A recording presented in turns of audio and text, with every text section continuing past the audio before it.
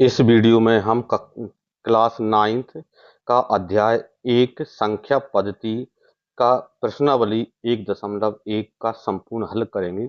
तो देखें यहाँ पर क्या पहला प्रश्न हमारा है, क्या शून्य एक परिमेय संख्या है? क्या इसे आप p बटे q के रूप में लिख सकते हैं जहां p और q पूर्णांक हैं और q बराबर 0 ना हो? तो पहले तो आपको देखना है क्या शून्य एक परिमेय संख्या है। तो हाँ, तो इसका उत्तर तो क्या हो जाएगा, हाँ। ठीक है, शून्य एक परिमेय संख्या है। शून्य एक परिमेय संख्या है। ठीक है, एक आंसर तो ये होगा। दूसरा क्या है, क्या इसे आप p बटे q के रूप में लिख सकते हैं? ठीक है, तो इसका आंसर भी क्या हो सकता है, क्या होगा, हाँ, इसे हम p बटे q के रूप में लिख सकते हैं। ठीक है, ये इसका आंसर यहाँ पर ये हो जाएगा।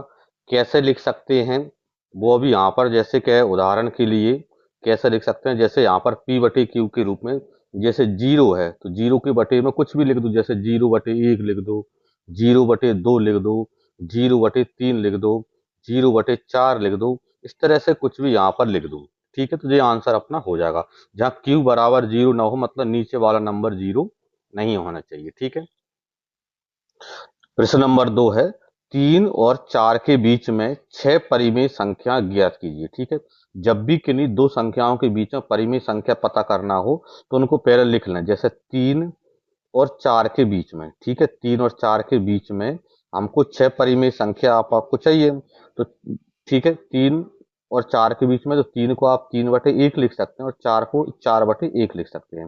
6 परिमेय संख्या चाहिए, तो जितनी परिमेय संख्या चाहिए उससे एक बढ़ के गुणा कर दो ऊपर नीचे। मतलब जैसे 6 से एक बढ़ के, मतलब 7/7 का गुणा पहले नंबर में कर दो और 7/7 का ही गुणा दूसरे नंबर में कर दो।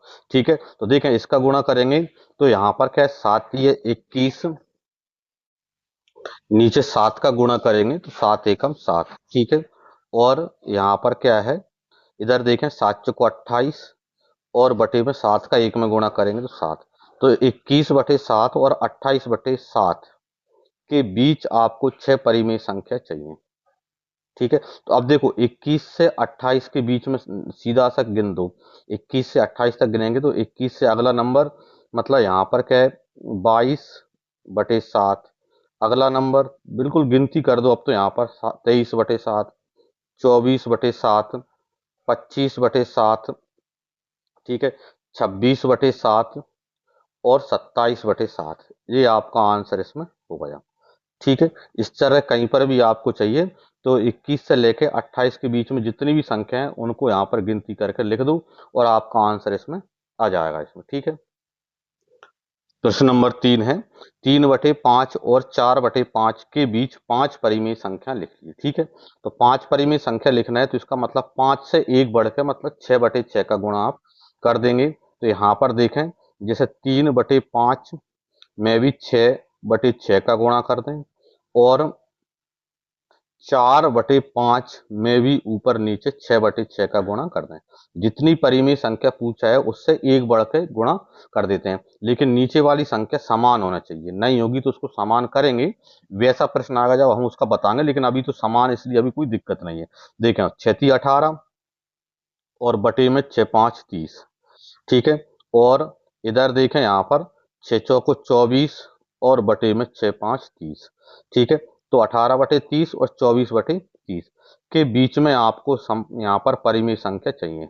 के बीच में परिमेय संख्या कौन सी हो जाएंगी, तो देखो 18 से 24 के बीच की गिन तो 18 के बाद 19/30, अगला 20/30, अगला 21/30, 22/30, 23/30। ठीक है, तो 18 से 19 के बीच, 18 से 24 के बीच में लिख दिया, तो ये अपना आंसर होगा। अब इसमें भी क्या कट रहा है तो काट लो, जैसे यहाँ पर 19/30 तो किसी से नहीं कट रहा है, यहाँ पर 0 से 0 कट जाएगा। यहाँ पर 3 से कट रहा है, 30 7 है 21 और 3 से काटेंगे तो 10। ठीक है, 22/30 है, ये 2 से कट रहे हैं, 2 एकम 2, 2 एकम 2 और 30 में 2 से भाग देंगे तो 15 आ जाएगा। 23/30 किसी से नहीं कट रहा है, इसलिए हमारा जो फाइनल जो आंसर बनेगा तो क्या हो जाएगा 19/30, कॉमा 2/3, कॉमा 7/10, कॉमा 11/15 और इसी तरह यहाँ पर 23/30। ये हमारा आंसर इसका हो जाता है यहाँ पर। ठीक है। प्रश्न नंबर 4 है, नीचे दिए गए कथन सत्य हैं या असत्य, कारण के साथ अपने उत्तर दीजिए। ठीक है। नीचे हमको 3 कथन दे रखे हैं, उनमें से आपको बताना है कौन सा कथन सत्य और कौन सा असत्य है, और सत्य और असत्य का कारण भी आपको देना है। ठीक है। जैसे पहला कथन आपका है, क्या दिया है, प्रत्येक प्राकृतिक संख्या एक पूर्ण संख्या होती है। ठीक है।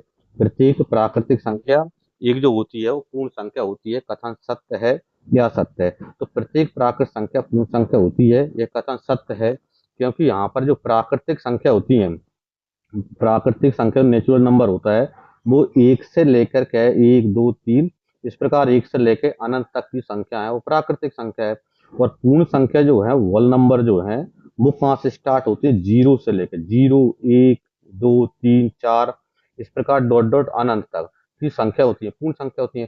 तो ये सभी जो प्राकृतिक संख्या है, होल नंबर मतलब पूर्ण संख्या हमारा है, क्योंकि प्राकृतिक संख्या एक से लेकर अनंत तक की सभी संख्या इनमें ये है। ठीक है। 0 नहीं है, तो सभी प्राकृतिक संख्या, प्रत्येक प्राकृतिक संख्या पूर्ण संख्या, यहाँ पर पूर्ण संख्या है। तो ये कथन यहाँ पर सत्य है। इसका कारण यहाँ पर लिखा है, क्योंकि सभी प्राकृतिक संख्याओं और 0 के संग्रह से पूर्ण संख्या बनती है। प्राकृतिक संख्या यहाँ से यहाँ तक और 0, इन दोनों को मिलाकर ही पूर्ण संख्या बनती है। ठीक है। फिर देखें, अगला कथन हमारा है, प्रत्येक पूर्णांक एक पूर्ण संख्या होती है। क्या सभी मतलब जो बोल रहा है कि प्रत्येक पूर्णांक मतलब सभी जो पूर्णांक हैं वो पूर्ण संख्या होती है का? तो प्रत्येक जो पूर्णांक होता है वो पूर्ण संख्या नहीं होती है। ठीक है। क्यों नहीं होती है? क्योंकि यहाँ पर देखें हम, जैसे यहाँ पर लिख दिए ये असत्य है ये कथन, क्योंकि ऋणात्मक पूर्णांक एक पूर्ण संख्या नहीं है। जैसे पूर्ण संख्या जो होती है, पूर्ण संख्या जो होती है, तो पूर्ण संख्या कौन सी होती है? तो पूर्ण संख्या होती है 0 1, ये अभी ऊपर लिखा था 0 1 2 3, ये सभी संख्या क्या होती है, पूर्ण संख्या होती है। लेकिन यहाँ पर जो क्या पूर्णांक जो होती है, मतलब जो इंटीजर नंबर होते हैं, पूर्णांक जो होती हैं, इनमें 0 तो होता ही है और 1 भी होता है, लेकिन 1 में क्या होता है कि प्लस का 1 के साथ -1 भी पूर्णांक होता है। +2 -2 +3 -3 +4 -4 इस प्रकार अनंत तक।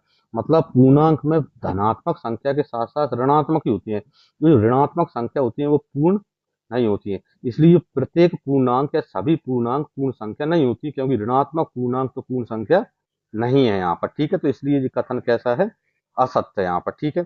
फिर कथन नंबर यहाँ पर अपना तीसरा आता है। कथन तीसरा है, प्रत्येक परिमेय संख्या एक पूर्ण संख्या होती है। तो ये कथन भी गलत है, क्योंकि सभी परिमेय संख्या पूर्ण संख्या नहीं होती हैं। ठीक है। ये कैसा है, असत्य है। सभी परिमेय संख्या पूर्ण संख्या क्यों नहीं होती है?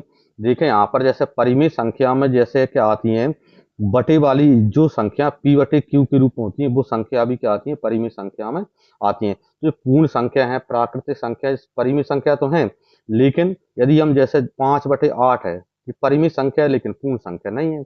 2/5 है, परिमेय संख्या तो है लेकिन पूर्ण संख्या नहीं है। तो ये ऐसे यहाँ पर उदाहरण से आपको स्पष्ट हो रहा है कि जी सभी परिमेय संख्या पूर्ण संख्या नहीं होती है। जी कथन कैसा है, असत्य है। यदि इसका उल्टा कर देता कि प्रत्येक पूर्ण संख्या परिमेय संख्या होती है तो सही होता, क्योंकि पूर्ण संख्या मतलब यहाँ पर जैसे 0 है 1 2 3, ये सभी की सभी क्या होती है, परिमेय संख्या होती है, क्योंकि इनके बटे में कुछ नहीं है तो 1 लिख सकते हैं।